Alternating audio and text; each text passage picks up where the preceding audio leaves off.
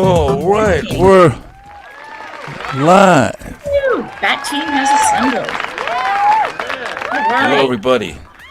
Part 3. I'm going to give us. My name is Liam. I'm the unofficial king of LinkedIn Live. Who else do we have on the panel? I am Susan. I am the barefoot medical advocate, social worker, and medical advocate, and now I guess a podcast hostess. And we also have Bob Schwartz with us. And Bob, would you like to do your introduction, or shall I? That'd be great. Thanks for having me this morning. I'm Bob Schwartz, executive director, film producer of a Better Bob, otherwise known as risk.org or .com, where you get to see the film of my advocacy for awareness, caution, and accountability into the psychotropic medication industry. And thank you for having me this morning, guys. You are so welcome. Thank you for coming. And as always, thank you for having the courage to go forward and tell your story, because a lot of us who have suffered adverse medical events are embarrassed and ashamed and don't want to tell something that is so deeply personal and traumatizing with the whole world. So I really appreciate that you've done that, and that for 22 years, you've dedicated yourself full time to being a patient safety advocate and trying to make sure that what happened to you didn't happen to somebody else. So thank you, Bob. Really appreciate it. So in terms of where we start today, this is our third interview with Bob. We've done a part 1 and a part 2. And then, as Bob said, he also has a really powerful 30-minute documentary. But to kind of catch us up, we were going to go into, I believe it was where we left off last time was you'd had this horrific event. And are we starting with where you go back to your general doctor who prescribed you the medicine, Bob? Or both of you help me remember where we agreed to start out today? We could You go Liam, ahead, Bob. please. Go ahead. No, I think Okay, all right. I think we agreed that that after we left it off that after 5 days of medication that I had a full-blown psychosis, and a lot of people want to know what was that like. And basically it was very much an out-of-body experience where I ran out of my office building, and I was slipping in and out of consciousness, meaning I was suffering at that moment from a lot of thought disorder, faulty thinking, cognitive impairment, which is a severe adverse event. And again, it was almost an experience of witnessing my own mind, and Right. very similar Terrifying. to terrifying, very similar to the scenes of the Academy Award-winning film A Beautiful Mind, where they talk about Dr. John Nash, where he, great mathematician out of Princeton. In fact, he won a Nobel Peace Prize for gaming theory, and it talks about his schizophrenia, which that's far from what happened to me, because mine was medically induced. Correct. But, it was just a terrifying, horrifying experience. Yeah. And a couple of things that I want to say, although they're review, in case there are people who are brand new to Bob Schwartz and have not heard the backstory. It's important, I think, to note that when Bob's medical event, adverse drug event happened to him, he was already into his low 40s, and there was no history of mental illness in either him or in any of his 10 siblings. So he came from sort of a rock solid family in terms of mental health stuff. He also had gone to his family doctor initially not to request any psych meds for anything, but about low back pain from an injury that happened while he was playing golf. While there, in the last 10 minutes of the appointment, the general doctor asked, "Are you having any trouble concentrating at work?" And in response to Bob saying yes, he was not on his A game at work, I'm sure the back pain was distracting. The doctor said, "Well, you probably have ADD," and prescribed Bob. Bob, I'm going to let you say what you were prescribed and at what dose, and then we can keep rolling from there. Right. Basically, it was the last 10 minutes of the appointment, and he asked me, "What else can I do for you?" And that's when, I opened up to him and just said I was off my A game. As far as I wasn't focusing well at work. When you're a top achieving sales individual, you're almost kind of like a Tom Brady, Elon Musk, or Drew Brees kind of sales guy, and I wasn't focusing too well at work. Yeah. And he immediately heard that and went to he said, "Well, that could be ADHD." And right. There's a new drug out in the market called Concerta, which is an all-day supplement. And not so, excuse me, I keep calling it supplement. It's stimulant. And and he said, why don't we check that out? And then he asked me, "How much do you weigh?" Which I thought was just standard protocol, because I think it was kind of like a measurement from my body weight. And so I gave him my weight, and he started me at 54 milligrams of this drug, which, many, many years later, we found out that, when you're dealing with ADHD medication and stimulants, you have to find out your body tolerance level. And he prescribed it at 3 times the starting dose. So it's very much lethal as far as writing that prescription, as far as all the guidelines for Johnson & Johnson's Concerta medication is everyone must start this drug at 18 milligrams. And we have a little slide here that sort of be good to get Susan's take on this, like the standard psychiatric protocol. Yeah, that's helpful because a lot of people may not know the process for the prescribing of psych meds. I'm going to read the thing and then let's talk, because it has a lot of like the standard psychiatric protocol and then what happened to Bob. So can I give a little bit of background? I think it's a good sort of. Can I give a little background first?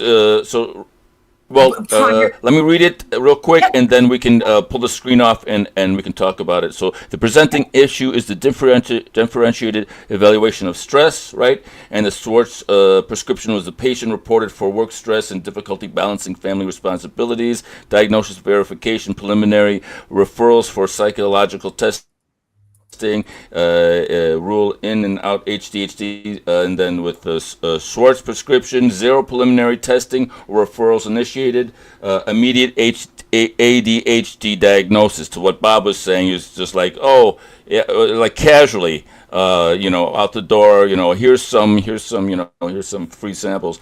Conservative titration of stimulus, prescription action, the Schwartz prescription, immediate prescription of extended release Concerta, the prescriber, specialized psychiatric care is a standard protocol, and what happened to Bob is longtime trusted family physician acted outside specialized scopes. Susan, what's your take on this? So my take on it is that I have long been a proponent that general doctors have no business prescribing psych meds, that the brain is incredibly complicated. The realm of psych medicine is incredibly complicated, and no slam on general doctors, but they don't have the same depth of knowledge because they have to be familiar with what's going on in the rest of the body as well. Psychiatrists just have a deeper knowledge base and awareness of the intricacies and the nuances. So that would be my first thought.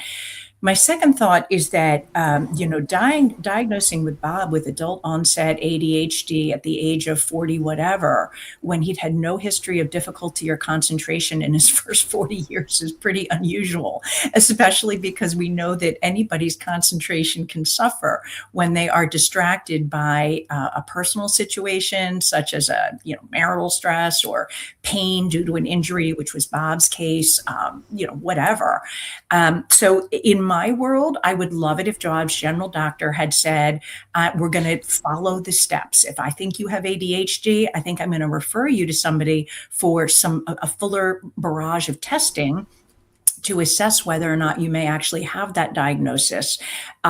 I would have loved it if that doctor would have handed it off to a psychiatrist. I would have loved it if somebody had done genomic testing with Bob. So genomic testing is a $300 genetic test that looks at how you as an individual metabolize any given medication, whether that medication is an anxiolytic, a sedative, an antidepressant, an SSRI, an SNRI, a stimulant med, such as what Bob was on. The reason that that's so important is that while in Bob's case, he likely would have had an adverse event and essentially flipped his lid and gone psychotic regardless, because the dose being 3 times higher than what was recommended. But for the rest of us who are looking for psych meds, really good idea to just get that tested, because it eliminates, Susan, can't metabolize this whole column of anti-anxiety meds or stimulant meds. So it really dramatically reduces the likelihood of an adverse event. So listeners and viewers, I would definitely encourage you yourself, or if a loved one is going on an SSRI, the test is through Tempus. You can request it yourself. Results come quickly, $300. You then take it to your doctor. So I'm going to draw a breath there and let Bob and Liam jump in with your thoughts. But no, in my opinion, the doctor did not at all follow the protocol that I wished he would have. And Bob, you were saying you were prescribed 3 times the dose. That's correct. What a great chart you have up there. It just kind of gives you kind of the danger level. And let's talk about the ingredient in that drug. It's methamphetamine, which these stimulants are based on, chemistry wise is no different than meth and cocaine. As far as Adderall is derived from that same cocaine family, and Concerta and Ritalin is from the methylphenidate, which is starts off with meth. So you gotta. Right. You got to be very, very concerned. And that was the thing. No informed consent. That was, I asked the questions as far as, always, I was a 40-year-old father of 2. And so I'm always going to be like, well, okay, what are some of the side effects I should be looking for here? And he said it has appetite suppressant, so you won't be feeling hungry. That was it. That was all I got. And Bob, by contrast, when you read the package insert, what types of things were mentioned as possible side effects? The packet, when you read the package insert, Yep. if you go deep into that packet insert, it has, all these horrifying side effects that could be happening to you. And, right. And it kind of blew my mind, manic, you can go manic, tics, insomnia, agitation, thought disorder, suicidality, homicidality, psychosis. And it's just you could be experiencing, thought disorder, faulty thinking. And, basically, if that was told to me up front, yep, I would have really questioned him as why would you even choose to give me something like this? And on top of that, he on that prescription, he gave me a coupon to be free, right. So I questioned Johnson and Johnson to why are they giving coupons for a drug as dangerous as these? Right. So, Free methamphetamine. so Let's say first good of morning all, to Leanne. Thanks, Leanne, for showing yes, up. good morning, Leanne. Thank you for coming. And for people who don't know Leanne, she is Leanne Solier. She is a Canadian. She is a menopause expert and weight loss coach. And her help me website, her email is lscoaching1, I think, at gmail.com. And she is available to coach you through your menopausal sweats and hormonal tirades and get you balanced. And she really knows her stuff, functional medicine wise. So give her a shout. She's But looking anyway, forward to hear more of Bob's Morning. stories. Scary, what some doctors prescribe and many people will trust. See, that's the thing. The trust that Bob had will trust they know what they're doing. Oh, it was Yep. a it was a fiduciary relationship. It was a high degree of trust, and at the time he was just a trusted individual, and he took great concern into my health and and the well being of being a father and having a family. right. And so when you ask that question of the doctor, any side effects that I should be worried about, I would have loved it if the doctor would have said, actually, yes, get your wife on the phone, or even better, get her in here. And if he had designated your wife as support person, please check in on Bob on a daily basis and be asking him, how did you sleep? Are you feeling any worse, any greater agitation, any suicidal thoughts, any homicidal thoughts, any, tics, all of the things. And then Bob's wife could have been on notice to speed call to the doctor, alert, alert, we have a problem, if she saw Bob going downhill. But instead, it sounds, Bob, like what happened is you had no idea what was coming. And so when you started to kind of lose your mind, did you at the time connect the dots? How quickly did you connect the dots that it was the medicine? Maybe that's the question to ask. First off, Susan, you're approaching just a really good topic as far as making sure that a loved one or a good friend or somebody that knows that you're on these kind of medications, because when somebody's suffering from an adverse event of, again, thought disorder, faulty thinking, and cognitive impairment, they don't realize what's going on. They don't realize what's going on in your mind. It's a very transparent kind of situation to your everyday life. So having a loved one, or again somebody, just a good person who knows you well, see you experiencing akathisia, one of the just the side effect of akathisia or something that's out of the normal. It's great to know something like that. Can you say, Bob, for viewers, what akathisia is? There may be people who don't know that term.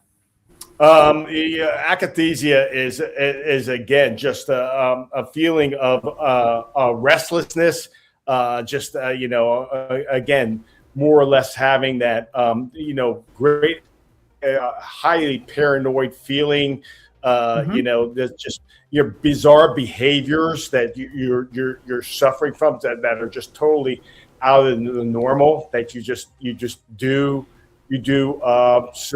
surprisingly, because again, that these drugs or these medications go to your central nervous system, which controls all your thoughts and your actions, and that's something where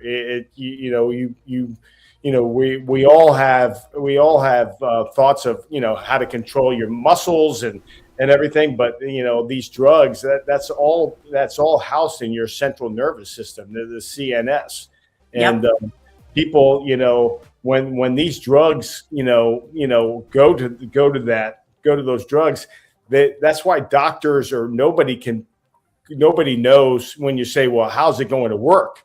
The medical community says, well, it might work differently for everybody. That's their answer for that. And, that's pretty scary. And then that's why, proper testing up front letting somebody know that you're on some medications like this Correct. is something that has to be better evolution of safety when Correct. dealing with this industry. Correct. Right. And so, like the term black box warning label is one that is really important. And I'm often stunned when I talk to someone who has been on the drug or their child who's a minor is on a drug that carries a black box warning label, but the patient has never been informed and says to me, well, what is that? I've never heard that term. The black box warning label is a term that the FDA applies that warning. It's the highest level of warning that the FDA can put on a drug. And what it means is that it carries the risk of anything from increased suicidal ideation and urges, increased homicidal ideation and urges, agitation, or even fatalities. So the fact that a drug can carry that level of risk and a patient is not even informed and asked to put their loved one on notice that they're now starting this brand new drug is unconscionable to me. I do not understand how that is not malpractice of the highest order. Because honestly, your situation could have been different, but let's look at all the people who have a drug-induced suicide or homicide, and might any of those have been prevented had that person been put on notice and their support person check in on this person, because it could go either way. Drug could make you better, or it could really make things worse. So that first week is a critical time where I think there should be daily check-ins with the person, and maybe the person's support person together, they're calling the psychiatrist to say, here's how we're doing. Better in this regard, but we're having this side effect. And the last thing that Bob's doctor didn't do that I wish he would have done, 22 years ago, in fairness to the doctor, the genomic testing wasn't that prevalent. I'm not even sure if it existed. However, what you used to do in the old days before genomic testing is ask the person, has anybody in your family that you are related to by blood been on a medication of this category, an anti-anxiety drug, a stimulant drug for ADHD? Because all things being equal, if that person, your aunt, your mother, your brother, your whoever, had a good or a bad response to a drug, we're going to just use that as our guide for now, that maybe we're going to start you on a drug somebody in your family did well on, and we're going to avoid the drugs that somebody in your family couldn't tolerate and the side effects made them just not happy. But Bob's doctor didn't ask. And it sounds like Bob's very mentally strong and healthy 10 siblings, that they weren't on a lot of meds. But the fact that he didn't even ask was another safety protocol measure that he missed, in my opinion. Okay, we've got some comments. Let me get to them before we get too far behind. Merlin's assistant Amanda, these drugs should never be given to children, and they are handed out like candy. It's an abomination. It's drug intoxication from polypharmacy. Leanne is like, absolutely, Merlin's. All right, so there is no, Merlin's assistant Amanda, there is no chemical imbalance until these neurotoxins are prescribed. Suicidal ideation in any drug should be banned. Excellent points here. So Merlin's has a lot of strong. Merlin's, aka Amanda, has a lot of really strong feelings, and she's absolutely right. The neurotransmitter theory of depression or anxiety or any brain imbalance was really strongly promoted in the 80s when Prozac first came out. And I remember there were articles on the cover of magazines like Time that, we have gotten there. We have found the solution. That guess what, folks? Depression and anxiety and all these sort of mental health disorders, they're caused by a chemical imbalance. We now know that, and we know how to fix it. And that sounded great. And a whole lot of people ran out and got themselves on Paxil and Prozac and whatnot. All I can say is look at the broad strokes, that here we are 40 years, 50 years later. Our society is more medicated than ever. Our children are more medicated than ever.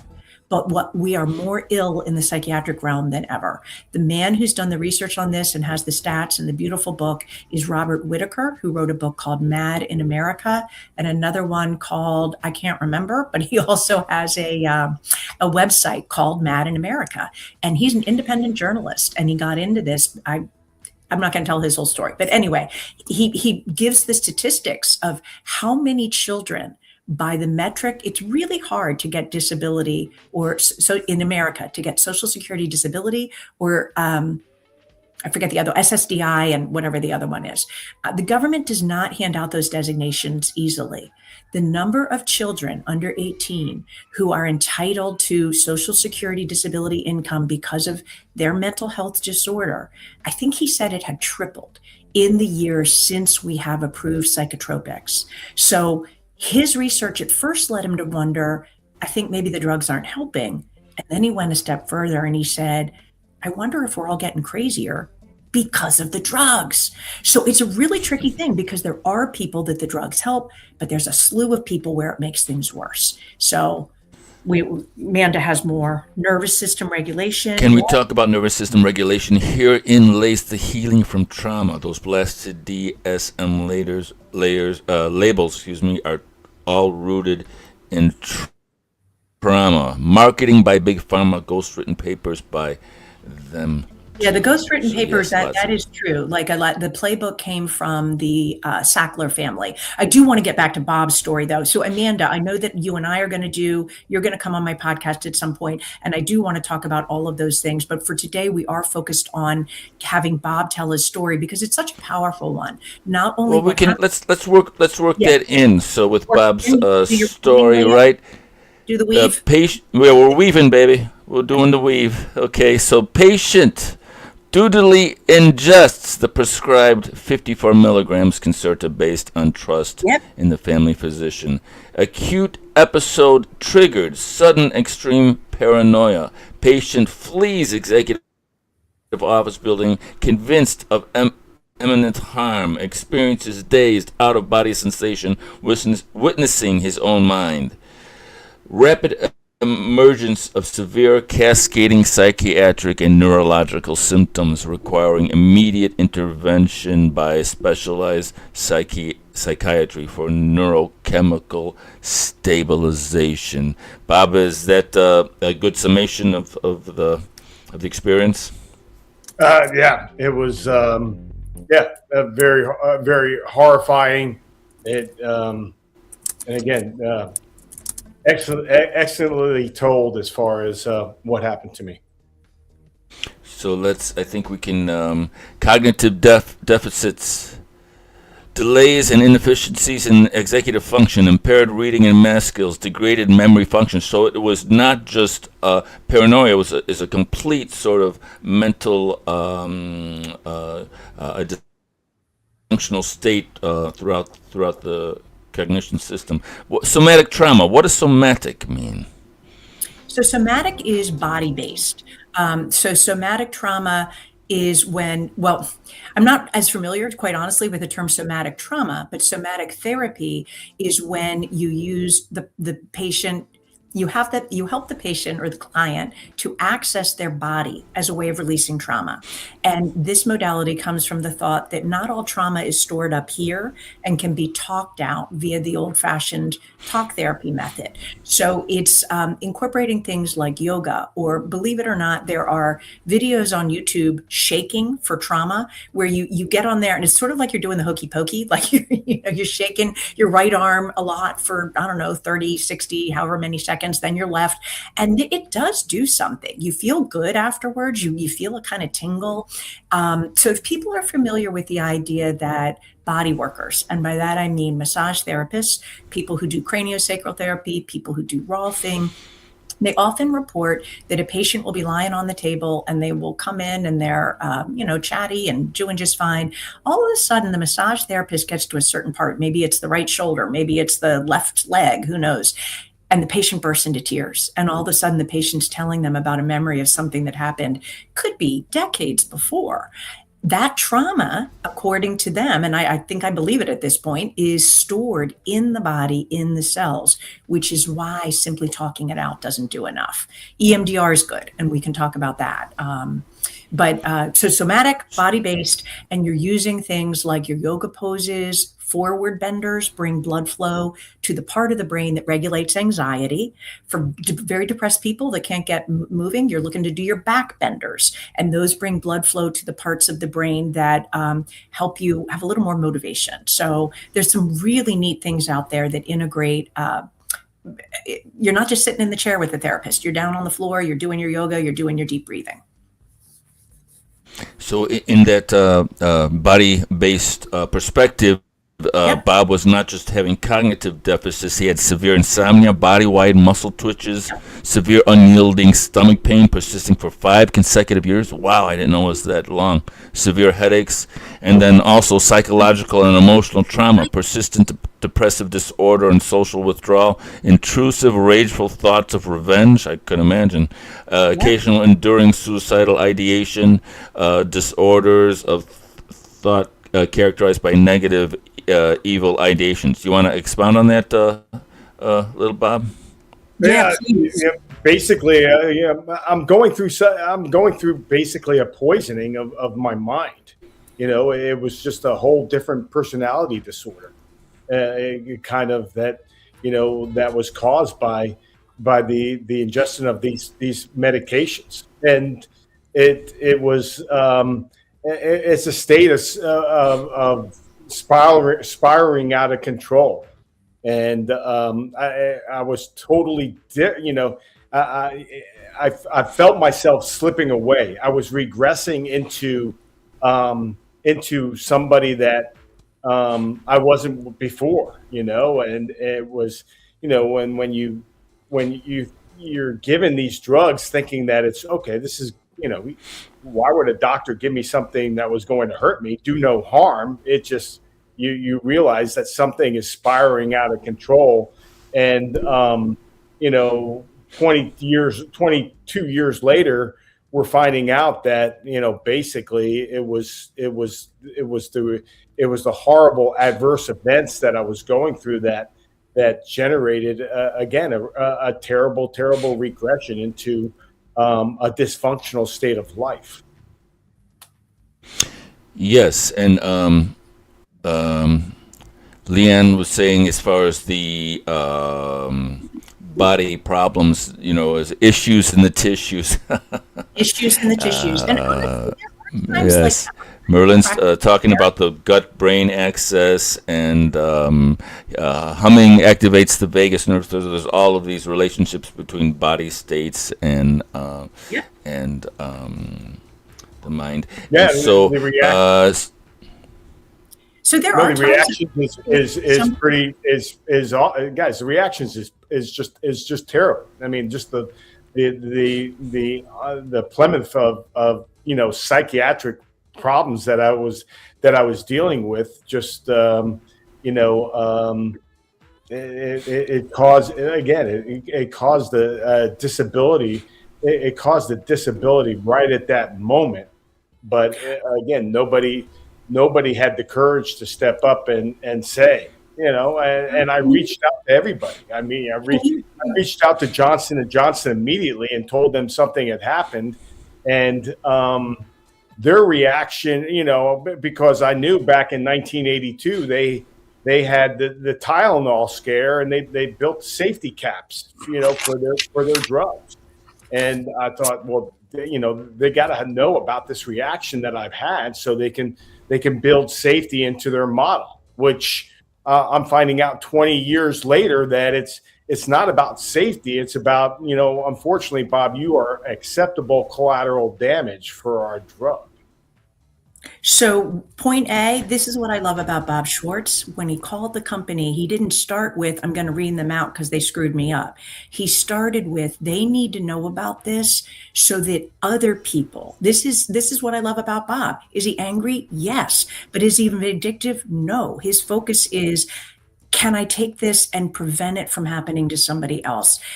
And that's what I really, truly love about you, Bob. Leanne has a comment. Sorry, Bob, if you already spoke on this before. How long did it take, and how was your detoxing from these meds? And how did it affect your liver health, gut, and et cetera? And the other thing, after you answer Leanne's question, I would love it if you would give us, like, what was a day in the life of Bob like a month out, 2 months out, so that we get a pit, like, how much are you lying on the couch? How much are you sitting and staring at the wall? What do you have friends that are taking you for a walk, or are you just completely isolated? So those are your two sets of questions. Wow. And again, great questions, Leanne. As far as gut issues, and which is so important. What you eat is going to really help you, cognitively in your processing. That was really, destroyed, and I guess it was the lack of help that I was able to get at this time. And when I went back to my doctor at the end of March, he knew something terrible had happened, and I asked him, hey, I think, and I pointed out, I said, I think something went terribly wrong with the medication, and obviously trying to get the courage to let him know that I had a complete psychosis on that. That's not something that you can come out and tell somebody right away. It's just because you're just riddled with paranoia, and you're not going to admit something like that. You were hoping he was going to figure that out. Then you coming out and telling something like that, because you're harbored with your inner thoughts. He knew about the gut pains. He knew about the body twitching. He knew about just the insomnia that I was going through at the time. And his reaction was like this. Well, now you have severe depression. And I was just like, in the back of my mind, I knew how did I get from this state in early March to now I have this. And that's when I started to begin to lose trust in, what, something's not right here. My trusted physician is not acting on my best interest. And that's when I started to, taking the success I had as a 40-year-old executive and trying to figure it out for myself. So we have a comment from Amanda. Many, many years ago, before they even named akathisia, I experienced this poisoning. I've never known such distress. The amount of medication prescribed was enough to sink the Titanic for a 43-kilogram woman. Amanda, I believe, lives in England, in the UK, with a 5'5" height. It's criminal. And exactly. So the same thing happened to Bob, where the dosing just was what the dosing was. I know it happened to my mom, too. She was given a dose of medication as a 100-pound little teeny lady that was the same dose that they would have given a 250-pound man. And she had a bad reaction. So yeah, it happens all the time.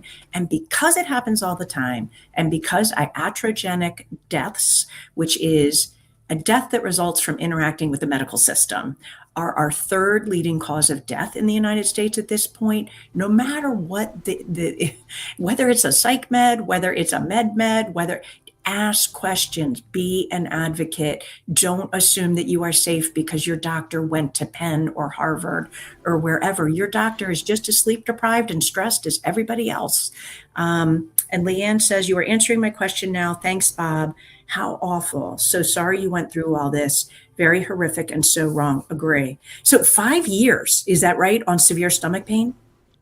Yes. I mean, it was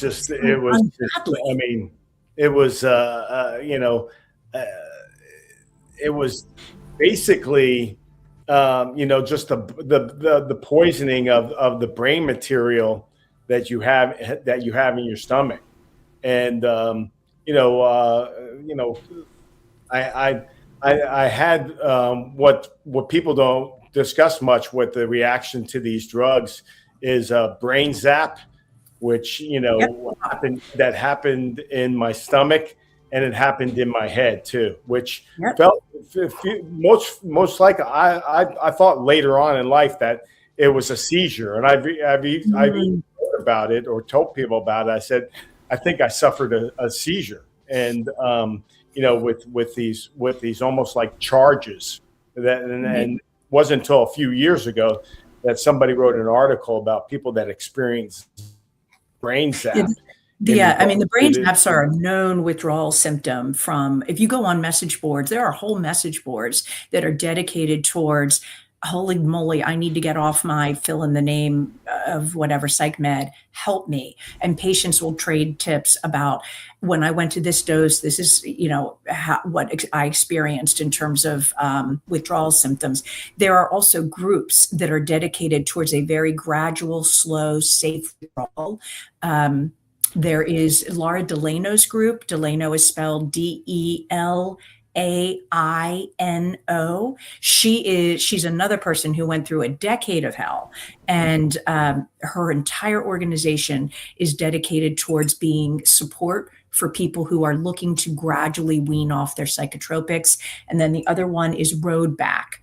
So roadback.org. There are two roadback.orgs. One is a protocol for people with rheumatoid arthritis and other autoimmune illnesses. The other one is all about safely walking you down. They use a compounding pharmacy, so that if, for example, you're on 20 milligrams of Prozac and the best the pharmacy can do is drop you to 15, if that's too abrupt of a drop for you, they can titrate it even lower and take you from 20 down to 19.5 or whatever you need. And then a week or 2 or 4 later to 19. And that way you avoid some of the hell that Bob went through and Amanda went through and Laura Delano went through and lots of other people went through. So just know that there's resources out there so that your withdrawal, if you're coming off or coming down, doesn't have to be like Bob's and other people's.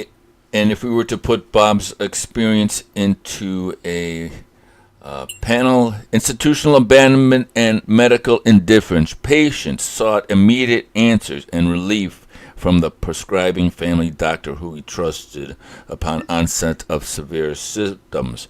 The prescriber, the trusted doctor, met the patient's plea with complete disinterest and hostility, approaching depraved indifference, offered zero remedial treatment or support, actively threatened the patient with a retaliatory legal suit if formal complaints were filed.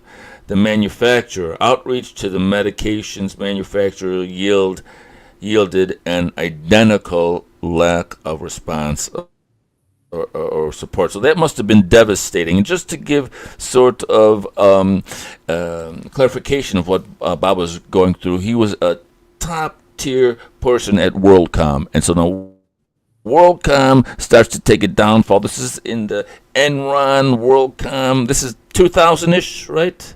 Do I have that right? Yeah, they it started in 2001, and then basically they were caught up in the Enron backwash of 2002, where we filed for bankruptcy, and then 2 years later, less than 2 years later, this incident happened to me. So it was a lot of, and they were looking for a fall guy. So they audited Bob's records. Not once, not twice, not 3 times, but so the first time, right, they audit you and you're like, all right, cool. Then they come back a second time and they audit you, like, okay, okay, that's cool. And then 3 times the charm, you're like, oh God, this sucks so hard. And then 3 times, a 4th time they come, a 4th time. They come, so they're looking, they can indict the ham sandwiches, as the saying goes. So they're looking to pin this WorldCom, this huge multinational company. They're looking to pin its downfall on you.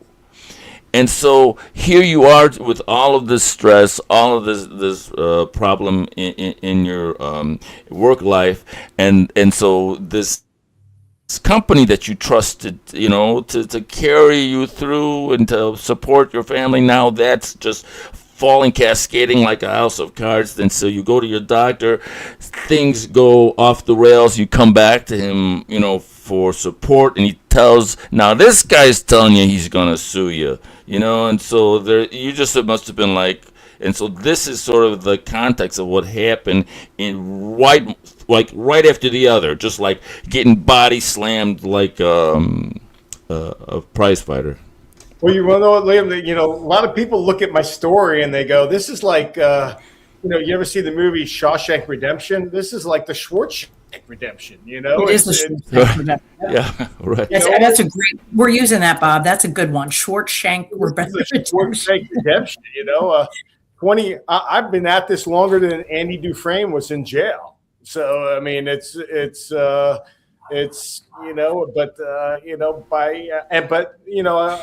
I never gave up hope. I mean, if you look up the word perseverance, you might see my picture. I think you do. I looked it up last night and I saw your picture. But if I could come on here and tell my story and help others and just, show them a better way and just show them, inspire them to ask, like you guys were saying, or ask questions, or, find a more holistic path to better health. Yep. I'm doing my good service here on earth. You are. Bob, I want to know, from the personal point of view, I'm really interested in what was it like to be Bob Schwartz? Your event happened it was 2004. Is that right? That's correct.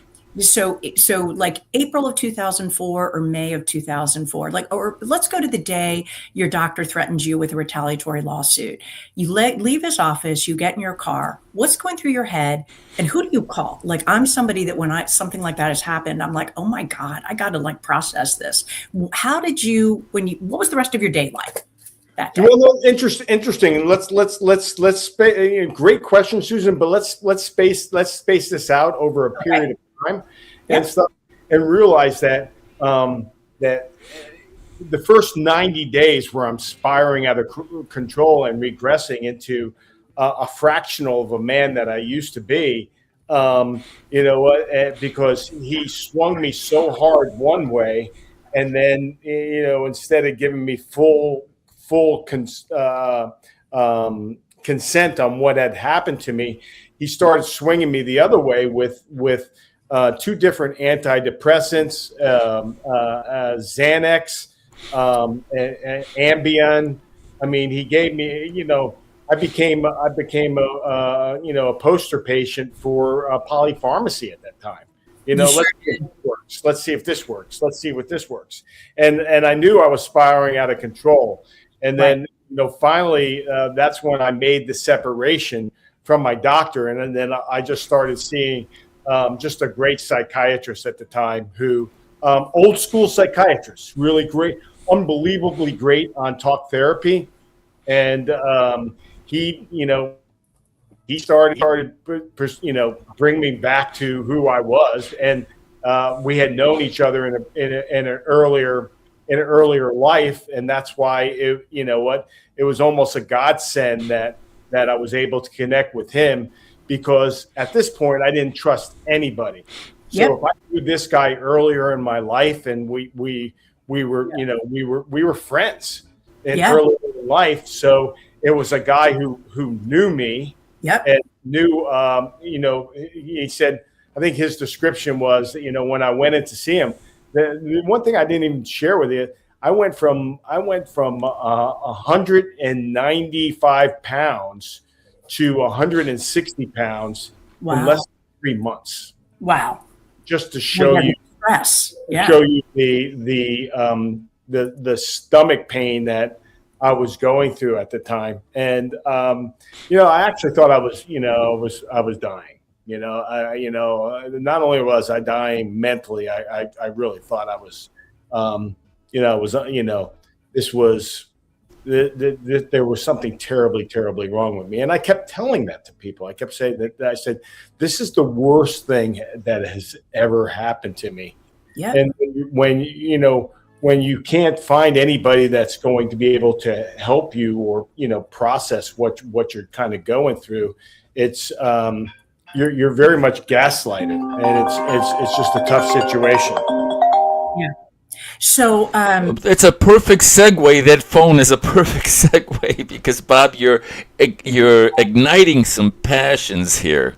Okay, Susan, you might have to help me out. I hate to do this to you, giving you the hardest stuff to read, but maybe you your Okay, so for expertise people who are could help me. enjoying Amanda's fire, and believe me, like this woman's angry, she's on a mission, and she posts nonstop on Substack. I think she does not sleep, and she digs up the most phenomenal stuff, historical stuff of all of this kind of pharmacy, evil, bad medical experiments. Anyway, so go on Substack. Her Substack is called Illuminate the Illusion. Illuminate the Illusion on Substack. Your mind will be blown away. Can you put the comment back up, Liam? There we go. Zolpidem, sertraline, duloxetine. Okay, so these are all drug names. So zolpidem, I'm not sure what it is. Sertraline, I believe, is shoot, I'm blanking on it. Duloxetine is Cymbalta. Haloperidol, never psychotic. Okay, so that one I think might also go by the name of Haldol. I'm not positive on that, but it sounds to me like it's an antipsychotic. And then Amanda says she was never psychotic. She never had any symptoms. Valium, which is a benzodiazepine, 20 milligrams at 4 times a day. I was still not sleeping because these drugs were making me manic beyond. That is a thing. That is a definite thing. That is not just an Amanda thing. Could not sit or stand. I was internally anxious like a sword. Oh my God. Was twisting in my entire body, weaned off myself, brain zaps, and all the other horrific symptoms, insomnia being the worst. So yeah, I mean, insomnia often goes hand in hand with any state of mental, emotional distress. It's one of the symptoms. I think we need to give Susan a hand for that. Taking all of those medical terms and just knocking them out of the park. There you go. There you go. I got my crown on. All right. So, and she asked for a tapering referral and was denied. So bravo, Susan. Thank you for that expert. Yeah, absolutely. So right, and that's the other thing. If we're going to talk about what a horrifically bad job general doctors do, I'm going to talk about a client. We're going to call her Penelope, and Penelope walked into my office this past December of 2025, incredibly depressed. And she'd been fine up until September, October. And then something happened. She was going through some medical stuff. Turned out there was a medical issue. But when she and her general doctor thought maybe it was the antidepressant that she had been on for 20 years at the highest dose possible on that antidepressant, he took her from 200 milligrams of the drug to 0 milligrams of the drug over a 2-month period. And he did it during the shortest, darkest time of the year, November and December. So she walked into my office the end of December, a train wreck, and said that when this, again, general doctor, not a psychiatrist, told her, oh yeah, you're just going to go off that drug, gave her no guidance on tapering, did it in the most incredibly rapid way I can imagine. And the only comment this doctor said to her about, if you have any trouble, give me a call. She did friends. She called that doctor once, there was no return call. She called that doctor twice, there was no return call. She called that doctor the third time, there was no return call, at which case she just sort of collapsed in a puddle in my office. So she's doing better, but this is why do not go to the general doctor for the drugs. First of all, there's a whole lot you can do that's not drug oriented.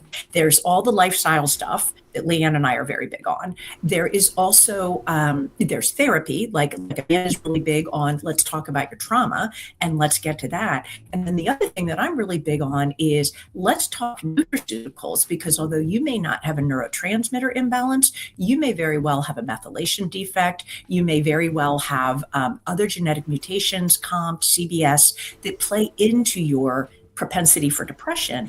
And there are ways to treat those things that typically do not involve drugs, but they do involve nutraceuticals.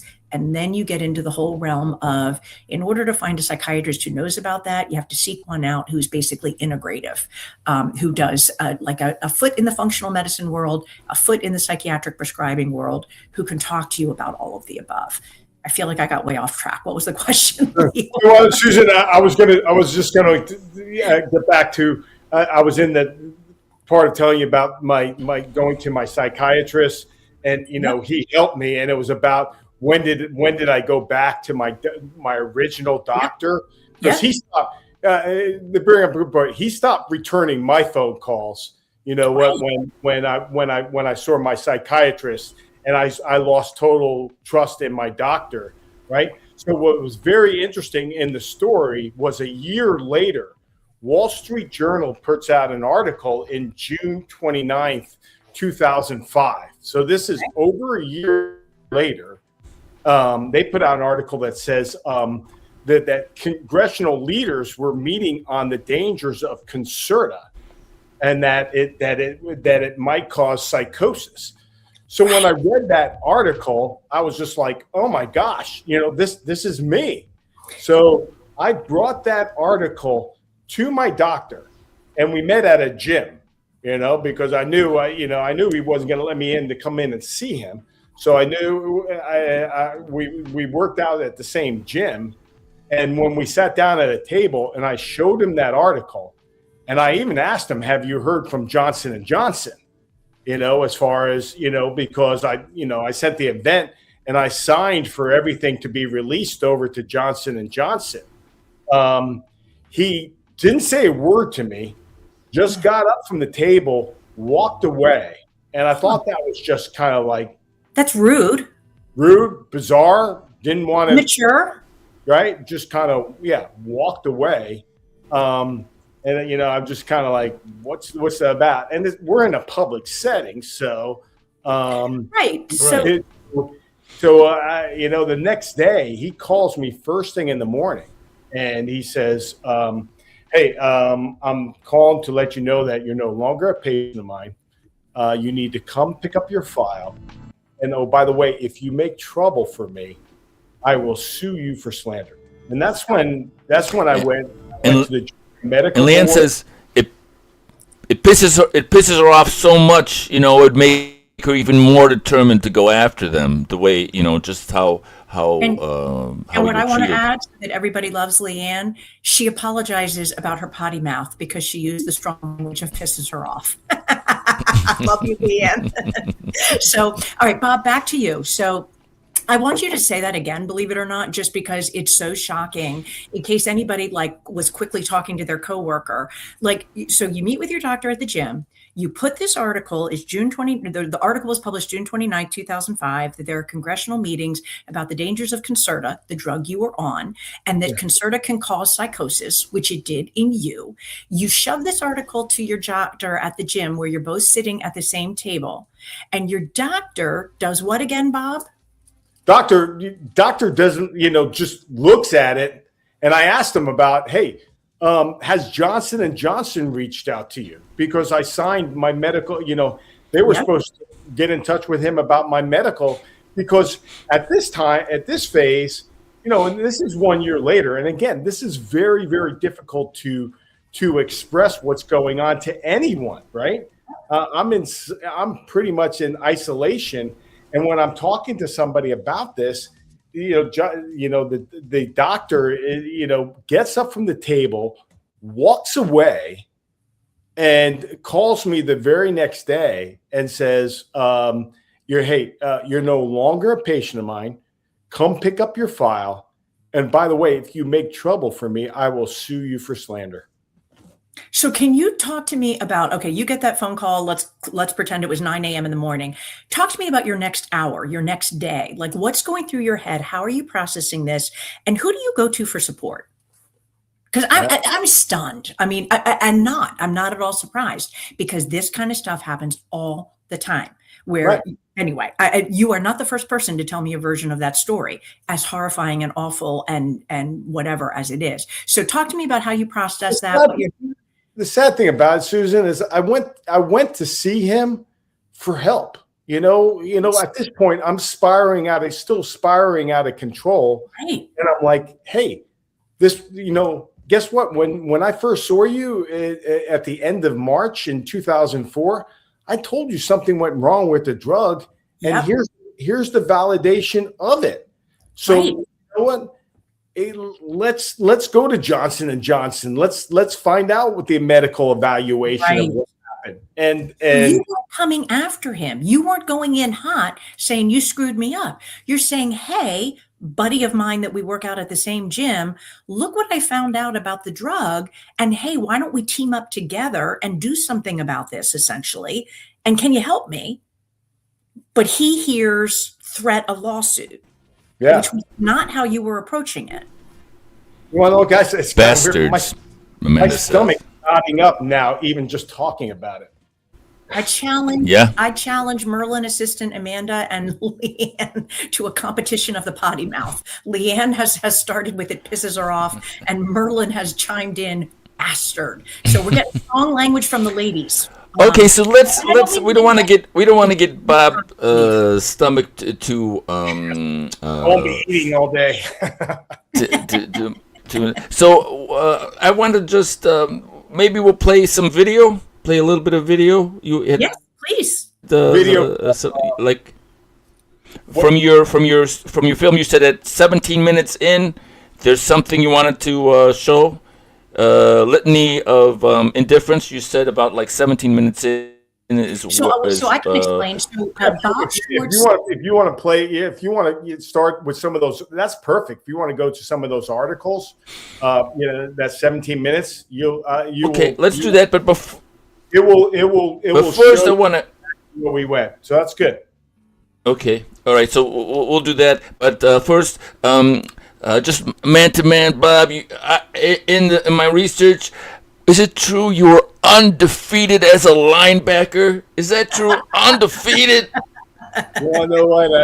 If this is a glory days moment going on right now, we were state champions in North Carolina back in 1980, and I was one of the middle linebackers for the team. And guys, you want to know what? This was just a if you're a big fan of Remember the Titans or Friday Night Lights, this story is just as good, maybe even better than those movies, because 9 of the 14 games were come from behind victories. Oh! And what was great, guys, is when I was suffering, when I was going through all this suffering, it was moments like that God made me reflect back on keep fighting, Bob, keep battling. You know what? Something great's going to happen. And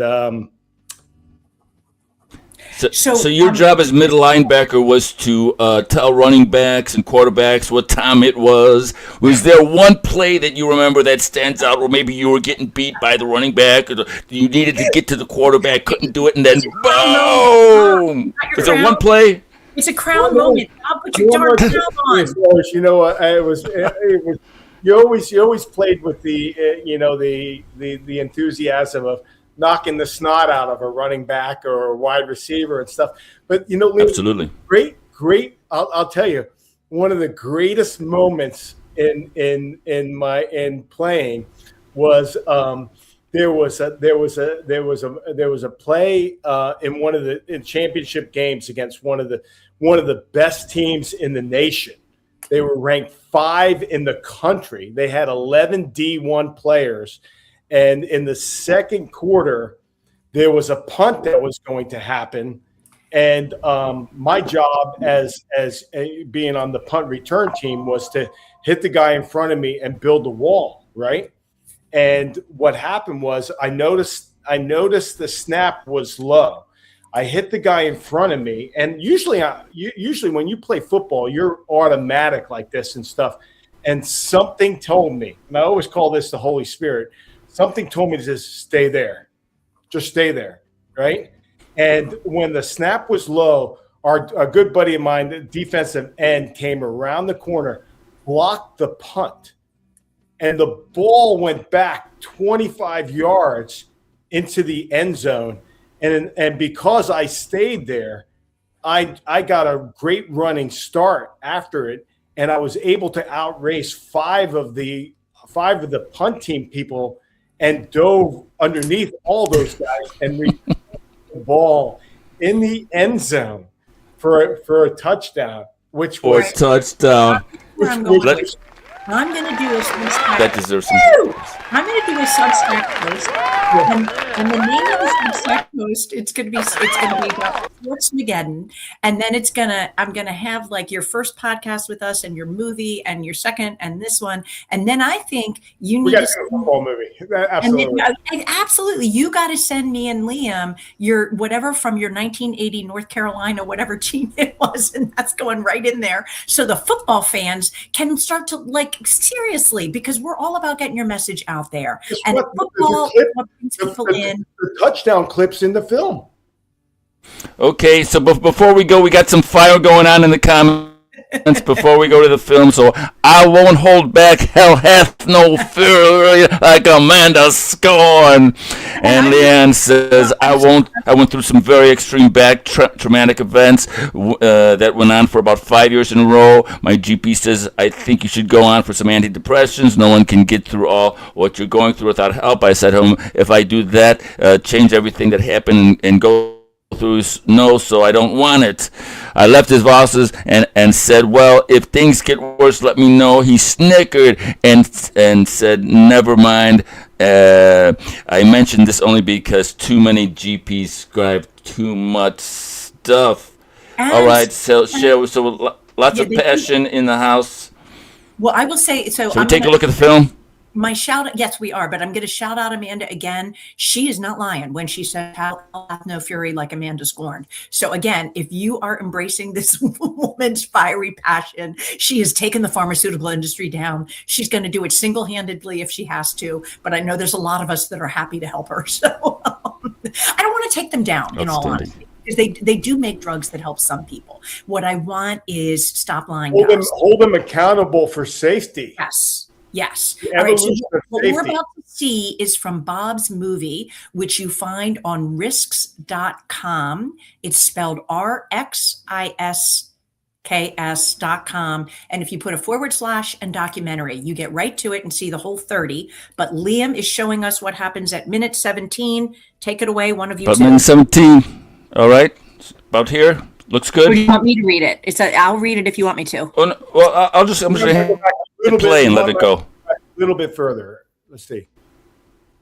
Yep, there we go. Okay. All right. Start from there. After the divorce, the kids never looked at me the same. And I think they were hurt because of all the stories of growing up as Schwartz. Here's their hero walked away from the family. That's the one that stings the most. Soon after his harrowing psychotic event in 2004, Bob contacted Johnson & Johnson to report the severe side effects he had experienced. I reached out to Johnson & Johnson immediately and told them that something terrible was wrong. After acknowledging Bob's possible event triggered by Concerta, Johnson & Johnson requested Bob's medical records and acknowledged that any adverse effects of their products must be reported to the FDA.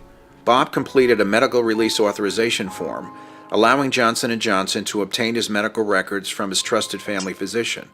And I sent everything off, had it witnessed by Lisa, sent off to them, never heard back from them again. Bob wrote, "Over the last 90 days, this has been a life-changing situation. I greatly need your help." Bob never heard back from Johnson & Johnson. After years of turmoil in his life, with the help of his brother Thomas, in August 2018, Bob wrote to the chief privacy officer at Johnson & Johnson asking what happened to the evaluation and investigation that was promised back in 2004. 3 weeks later, the Safety Division of Janssen, a division of Johnson & Johnson, replied that they requested Bob's medical records 3 times from the treating physician. No records were ever sent. Instead of notifying Bob, Janssen filed an empty report to the FDA about Bob's event, and then failed to contact him about the status for almost 14 years. I was appalled that Johnson & Johnson was so unresponsive to Bob, and why they didn't, just for their own state of knowledge and for Bob's benefit, order that an independent medical examination be done. If I had gone through something like that myself, I would have expected to be examined and properly diagnosed and properly treated by those who were responsible for me being in that state of mind. A new study reveals some ADHD medications may cause an increased risk of psychosis. Unlike street drugs, there's a misperception prescription drugs are somehow safer. In 2005, about a year after Bob's ordeal, the news media started reporting on the dangerous side effects some patients were experiencing with Concerta, and the FDA response to these concerns. After all, that's why these drugs are nicknamed steroids for the brain. And young adults who take amphetamines like Adderall are twice as likely to develop the condition. The disease is youngsters who are steeped in a culture of violence. They've been drugged in many cases. Many of these young boys have been on Ritalin since they were in kindergarten. The Wall Street Journal and the LA Times covered the FDA's stern warning regarding the harmful side effects of Concerta. Patients complained of high blood pressure, audio and visual hallucinations, psychotic behavior, and suicidal thoughts. These side effects were happening to patients under normal prescribed doses. Bob approached his primary care physician with this information in August of 2005. And I told him I think something terribly went wrong with the drug. He said, no, it wasn't the drug. My trusted advisor, and I was just like, well, what's going on with me? I hit levels of apathy that I had never experienced before. I mean, I hit levels of helplessness, hopelessness, and worthlessness that I never knew existed in life. Bob's doctor phoned him the next day to inform Bob that he was no longer a patient of his and to pick up his file. Bob was fired by his doctor merely for asking for an explanation and help. In 2006, the FDA finally responded to the serious concerns about Concerta by simply requiring an inconspicuous warning label, directing patients to read a medical guide provided by the pharmacist. Only if patients take the time to read the small print in the extensive medical guide will they learn some details about the risks. Here are some of the reported symptoms: new or worsening aggressive behavior or hostility, seeing or hearing things that are not real, believing things that are not real, emergent psychotic or manic symptoms, e.g. hallucinations, delusional thinking, or mania in patients without a prior history of psychotic illness, or mania caused by stimulants at usual doses. If such symptoms occur, consideration should be given to a possible causal role of the stimulant, and discontinuation of treatment may be appropriate. Patients beginning treatment for ADHD should be monitored for the appearance of or worsening of aggressive behavior or hostility. The new labels did little to curb the dangers of Concerta. November 2006, the Composite State Board of Medical Examiners for the state of Georgia concluded that Bob's primary care physician did not violate the Georgia Medical Practice Act and closed the matter. They did not explain the basis for their interpretation of events. They provided no supporting evidence for their conclusion. When reading the Concerta guidelines for proper prescription, the documentation clearly states that Concerta should be administered starting at the lowest possible dose, 18 milligrams for patients of all ages. Yet Bob's prescribed starting dose had been triple that, 54 milligrams, the maximum dose. The Georgia Medical Practice Act clearly states, unprofessional conduct shall include any departure from or failure to conform to the minimum standards of acceptable and prevailing medical practice, and shall also include, but not be limited to, the prescribing or use of drugs. Bob appealed the Georgia Medical Board decision 3 times. Each time, their response was that this matter is closed. I've approached my story with over 30 attorneys. I have gone to the Georgia Medical Board 3 times. I have gone to the FDA 4 times. I've had the special investigators run this up the ladder. I had reached out to 2 prominent senators, Johnny Isaacson and Chuck Grassley. In 2006, United States Senator Chuck Grassley, chairman of the Finance Committee, expressed concern about the FDA safety protocol for ADHD drugs, saying it was disjointed and slow. Bob reached out to Senator Grassley's office in 2009. And in fact, Chuck Grassley was behind one of the movements to regulate ADHD medicine. And I talked to him staffers, and I pleaded with him to help me out. Bob states, after being on the medication for 6 days, I suffered an amphetamine psychosis followed by a seizure the next day. Getting my health and career back on track has been extremely difficult, mainly because of the lack of help, direction, proper diagnosis, and urgency. It has cost me so much, my family, my career, my reputation. After a number of email exchanges, Bob requested a meeting to review his documentation. He got only an email response simply stating, "Received." That was the last time Senator Grassley's office communicated with Bob. One of the things that was most sad, really, about Bob's story was the way the medical practice really failed him. I hit levels of helplessness, hopelessness, and worthlessness that I never knew existed in life. The litany of indifference Bob has experienced for the past 16 years has taken its toll. This former corporate thoroughbred was hobbled off the fast track and relegated to far less green pastures. He has had to reinvent himself emotionally, professionally, financially, and through his relationships with friends and family. That's why it's so important that we're all here trying to tell a very difficult story, because I can't be the only person that's gone through this. I can't be. Over 6 million Americans have been diagnosed with attention deficit hyperactivity disorder, or ADHD. Some of the most commonly prescribed ADHD medications are Ritalin, Concerta, and Adderall. All three are powerful stimulants in the family of Schedule II controlled narcotics, the federal designation, which also includes amphetamines and cocaine. The active ingredient in both Ritalin and Concerta is methylphenidate. These drugs can have serious side effects, especially for patients who are highly sensitive to the medication. That's why it's so important for any patient taking these drugs to start with the minimum dosage. Today, ADHD drugs are a $20 billion industry. Manufacturers of psychotropic drugs have fallen short of giving the public enough information about the potential risks and dangers of Schedule II medications such as Concerta.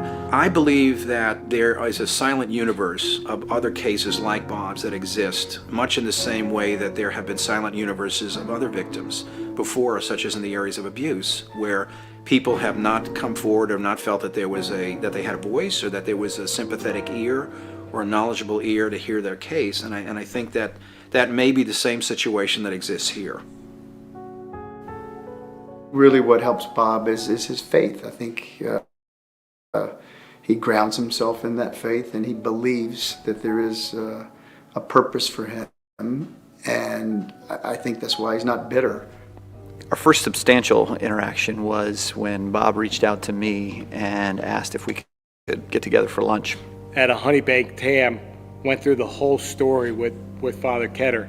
This took a lot of courage to share what he did, trusting that, if he and I continue to meet, if it was his desire, that over time I would come to understand in greater depth, exactly what he'd been through. He told me afterwards, hey, we're just going to keep meeting. And they weren't easy meetings. What's been the most important thing for Bob is just knowing that God has never been absent in all of this, that he's always been with Bob.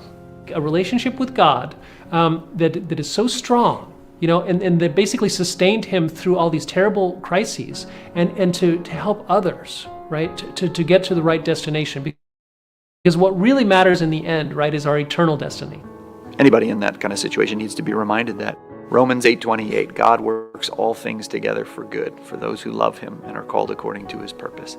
Bob's strong Catholic faith has been his most reliable sustenance.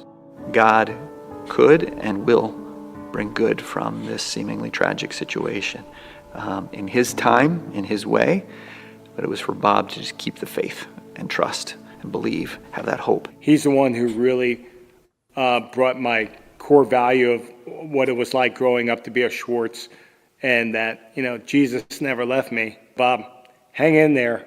There's something great that's going to happen. God will deliver answers for you.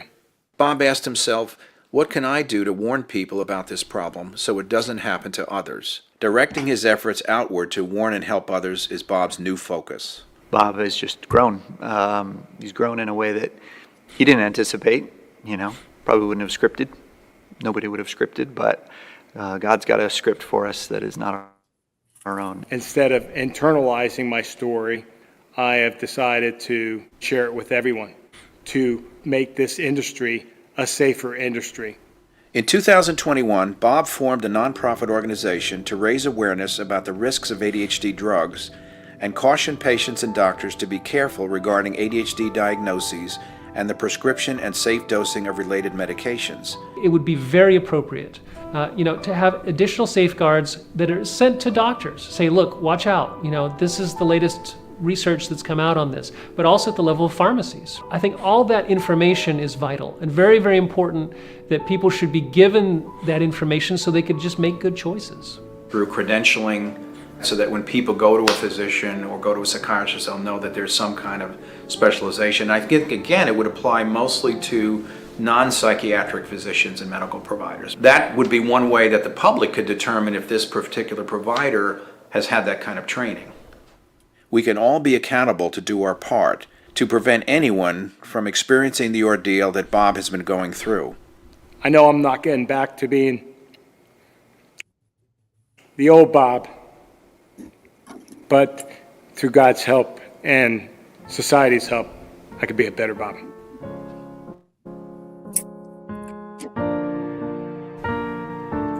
All right, that was great. We've got some comments here. So sorry for your loss of your marriage and the separation of your children, how this injustice destroys more than the body, but what we hold dearest in our life, our children. Some things can never be the same again, but you're turning something that was meant for evil, and with the Holy Spirit, God is using it for good. Bless you and your children and your relationship. God bless you for the strength and courage to continue telling the truth. Never stop speaking it. Amanda says, money talks, follow the money. You're a David fighting a giant, but remember, Bob's still standing. That's what kept me, only God. All right, thank you everybody for watching. What do you guys got to say? We got a hard break here. Bob, have anything to say to the viewing audience? Liam, Susan, thanks so much for showing that entire 13-minute piece from the film. And guys, 5 years ago, when during the pandemic, when we put this documentary film together, this is what I prayed for. And we're at this moment of education about medication, and hopefully we're going to build here and just come back and again hold the industry accountable for safety. Again, right. Similar to what you and me, Liam, talk about football. Back in 2009, when they told people concussions weren't hurting people, look what the NFL and football has done today to try to make the sport safer. We need to do the same if Big Pharma really wants to, really protect the people like they did back in 1982 with the safety caps. And again, we can't have any more people be acceptable collateral damage for lives. Yeah, exactly. Absolutely. Susan, any last words? Yeah, I do have a last word. I want to just read out loud what I had sent to you and Bob this morning, which is sort of what we can all do, which is, first of all, go tell anybody and everybody to watch Bob's movie and or watch these podcasts so that they get informed, because there's a public perception that the drugs are safe, and we're going to give them to my 12-year-old to help her focus in class or help her test anxiety. And the doctors aren't telling parents, got a black box warning label. So spread the word is step one. Break the code of silence is step two. If you have an adverse drug event story, you don't have to tell it, and you don't have to tell it with your name. But if you're inspired to share a bit like Bob has so that you can lend legitimacy, make somebody else listen to you, that's a great thing. Make sure that you or your doctor files a report with the FDA if you're in the United States. I will provide a link to the FDA form that you can use in the Substack post that I will do that have this link and the links to Bob's movie and the previous two podcasts. Make sure that We lobby the government is my other thing. Why are we not lobbying the government to hold the pharma companies accountable and to make it mandatory? No general doctor should be prescribing these meds. The risk of suicide, homicide, psychosis, everything that happened to Bob is too high. So join me in battling for, let's just implement common sense. Let's implement better informed consent, where you're designating a support person, genomic testing, get it, ask for it, spend the $300 before you get on a med, look at other things you can do in lieu of or in addition to a med, and just do all of that so that we don't lose more people to suicide, we don't lose more people to mass shootings, we don't have, Bob isn't lost, but boy, has he paid a price over 22 years. So in the interest of not having that happen, that's what I'm asking of everybody. All right, everybody, thanks a lot. Bob, stay right there. Don't go anywhere. We're going to do an outro, and then we're going to come back on the inside. All right, everyone? Thanks so much. Talk to you later. Bye-bye. Thank you.